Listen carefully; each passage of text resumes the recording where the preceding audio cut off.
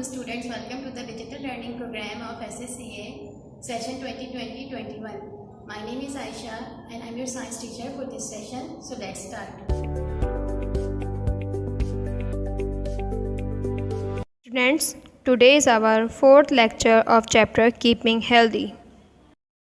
As you all know, our chapter name is Keeping Healthy, means हमें ख़ुद को healthy रखना चाहिए ताकि बीमारियां हम पर अटैक ना करें और हम प्रोटेक्टेड रहें। तो स्टूडेंट्स, आज का हमारा जो लेक्चर है वो डिजीज़ से रिलेटेड है। तो आइए देखते हैं आज के लेक्चर के objectives. In today's lecture, we will learn about contagious and non-contagious diseases. There are two types of diseases, means बीमारियां दो तरह की होती हैं। Number 1 contagious diseases, number 2 non-contagious diseases. Before starting contagious and non-contagious diseases, first we compare two diseases.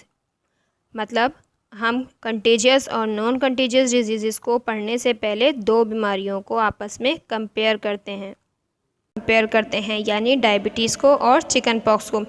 There must be some person in your surrounding who is diabetic patient, यानी आपके इर्द गिर्द कोई ना कोई ऐसा शख्स ज़रूर होगा जिसे डायबिटीज़ यानी शुगर हो। क्या स्टूडेंट्स, आपकी मामा डायबिटिक पेशेंट के पास जाने से आपको रोकती हैं? बिल्कुल नहीं।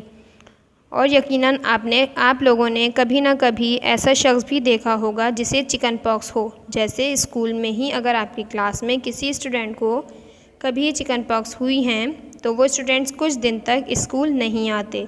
या अगर आपके घर में किसी को चिकन पॉक्स हो जाएं तो क्या आपकी मामा आपको उनसे दूर रहने का कहती हैं? जी बिल्कुल कहती होंगी। ऐसा क्यों है कि एक डिज़ीज़ यानी चिकन पॉक्स में पेशेंट से दूर रहने का कहा जाता है जबकि दूसरी डिज़ीज़ डायबिटीज़ में पेशेंट से दूर रहने का नहीं कहा जाता? तो आइए देखते हैं इसका क्या रीज़न है। Now we are going to discuss the first type of diseases, which is contagious diseases. The diseases which can be spread or transmitted by contact with person suffering from the diseases are called contagious diseases. Means वो बीमारियां जो transmit होती हैं यानी फैलती हैं एक बीमार शख्स से मिलने में।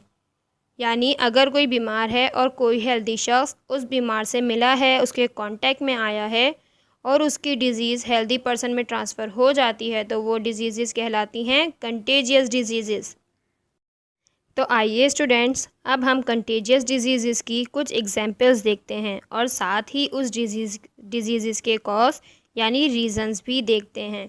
Number 1 ring worms. इसकी आप डायग्राम भी देख सकते हैं। ये रेड कलर के रिंग लाइक स्पॉट्स बन जाते हैं बॉडी पर। अब इसका क्या कॉज हो सकता है? It is caused bye fungi, means ये फंजाई की वजह से होते हैं।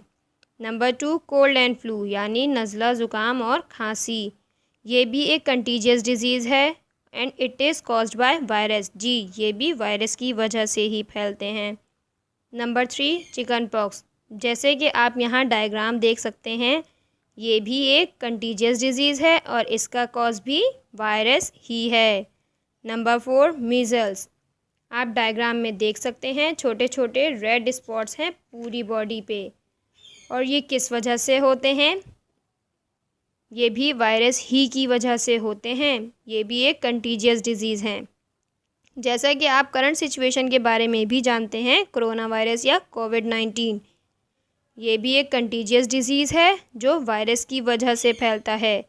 यानी एक अनहेल्दी पर्सन या पेशेंट से ट्रांसफ़र हो सकती है एक हेल्दी पर्सन में। Students, there are some ways through which contagious diseases spread or transmit. Number 1 coughing मतलब खांसने से। नंबर 2 sneezing मतलब छींकने से। Number 3 taking contaminated food or water मतलब गंदा खाना और पानी पीने से। Number 4 sharing of personal items like towel, toothbrushes and razors मतलब पर्सनल आइटम्स या पर्सनल चीज़ों को शेयर करने से कंटेजियस डिजीज़ फैलने का ख़तरा होता है। स्टूडेंट्स, हमने ये तो देख लिया what is contagious disease. We have also seen some examples of contagious disease and we have also discuss the spread of contagious disease. चलिए अब हम नॉन कंटेजियस डिजीज़ को डिस्कस करते हैं कि ये क्या होती हैं? The diseases which are not spread or transmitted from one person to another are called non-contagious diseases. वो बीमारियां जो किसी बीमार शख्स से हेल्दी शख्स में ट्रांसमिट नहीं होती, ट्रांसफ़र नहीं होती, वो डिजीज़ कहलाती हैं non contagious disease. Here are some examples of non-contagious diseases. Number 1, asthma. Asthma respiratory system का डिसऑर्डर होता है. आप यहाँ डायग्राम में एक इन्हेलर देख रहे हैं. एस्थमा के पेशेंट्स को जब ब्रीथिंग मतलब सांस लेने में प्रॉब्लम होती है तो वो ये इन्हेलर यूज़ करते हैं सांस लेने के लिए. Number 2, diabetes. Diabetes human body के ब्लड में शुगर लेवल का डिस्टर्ब होना होता है. मींस हमारे ह्यूमन बॉडी में ब्लड जो होता है उसमें शुगर लेवल की डिस्टर्बेंस को कहा जाता है डायबिटीज़, जिसे आम ज़बान में शुगर भी कहा जाता है. डायबिटीज़ में यूजुअली पेशेंट्स को इंसुलिन लगाने का कहा जाता है ताकि उनके ब्लड में शुगर लेवल मेंटेन रह सके. Third one is heart disease, मतलब दिल की बीमारियां या disturbance of circulatory system. Next is hypertension, means high BP. Next mental disorder. Next is mall nutrition. Mall nutrition healthy और बैलेंस डाइट ना लेने की वजह से हो जाती है. Next is obesity. ओबेसिटी कहा जाता है मोटापे को. And last one is cancer. ये वो डिजीज़ हैं जो एक पर्सन से दूसरे को ट्रांसमिट या ट्रांसफ़र नहीं होती. आइए इन डिजीज़ के कॉजेज़ को देखते हैं. Number 1, inherited. स्टूडेंट, इनहेरिटेड का मतलब वो चीज़ जो आपको आपके पेरेंट्स से मिले. लाइक अगर किसी के पेरेंट्स की कलर्ड आइज़ हैं तो चांसेस होते हैं कि उनके बच्चों की भी आइज़ कलर्ड हों.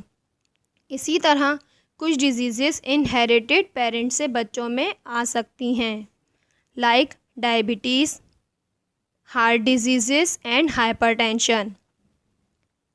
Second cause is unhealthy lifestyle, यानी अगर हम हेल्दी फूड नहीं ले रहे, अपनी डाइट का ख्याल नहीं रख रहे, तो ये डिजीज़ हो सकती हैं, like mall nutrition and obesity.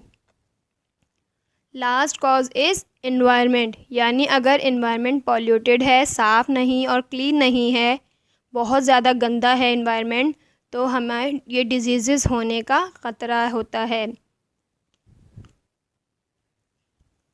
Like asthma. Students, हमने डिजीज़ की टाइप्स को तो डिस्कस कर लिया. आइए अब देखते हैं कि इन डिजीज़ से कैसे ख़ुद को प्रोटेक्ट किया जा सकता है, कैसे ख़ुद को बचाया जा सकता है. Keeping healthy will help us to fight disease, means अगर हम हेल्दी रहेंगे तो डिजीज़ से फाइट भी कर सकेंगे. But how can we keep ourselves healthy? We can keep ourselves healthy by having a balanced diet and exercising regularly. Means daily exercise करने और बैलेंस डाइट लेने से हम खुद को हेल्दी रख सकते हैं. So students, what is balance diet? Balance diet मतलब वो ग़िज़ा जिसमें आप fruits, vegetables, grains, pulses, dairy products और मीट ये सब प्रॉपर क्वांटिटी में ले रहे हों, वो डाइट कहलाती है बैलेंस डाइट. और इसी को हेल्दी डाइट भी कहा जाता है. और बैलेंस डाइट लेने की वजह से ही हम हेल्दी रह सकते हैं. So students, let's summarise what we have learn today. We have learn contagious diseases are illness that can be spread by contact with persons who have the diseases. Second point is contagious diseases can be prevented by not coughing or sneezing into the air and not sharing personal items like towels and toothbrushes. Third point is non-contagious diseases are diseases that are not spread from one person to another by contact. Students, it's your homework time. Do question number 4 and activity 1.3 in your workbook, but do this homework very neatly. So students, here is question number 4. आपको इस question में बहुत सारे disease के names दे दिए गए हैं। आपको इनको 2 ग्रुप्स में डिवाइड करना है या क्लासिफाई करना है। मीन्स आपने बताना है कौन से कंटेजियस डिजीज़ हैं और कौन से नॉन कंटेजियस डिजीज़ हैं। जी, कंटेजियस डिजीज़ वो जो किसी बीमार पर्सन से मिलने में फैलते हैं, ट्रांसमिट होते हैं हेल्दी पर्सन को, और नॉन कंटेजियस डिजीज़ जो किसी भी बीमार शख्स से हेल्दी शख्स में ट्रांसफ़र नहीं होते।